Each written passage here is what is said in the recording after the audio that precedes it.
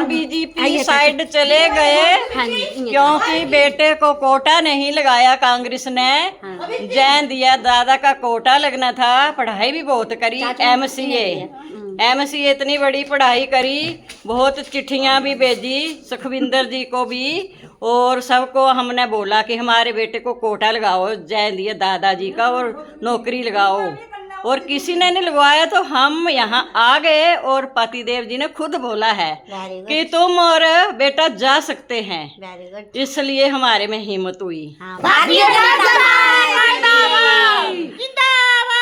स्वागत है जी, स्वागत है बीजेपी में, स्वागत है आंटी का बीजेपी में स्वागत है, शकुंतला भाभी का स्वागत है, स्वागत है जी, स्वागत है। ऑफ करती साथ में हो जाओ, ऑफ करते साथ में हो जाओ।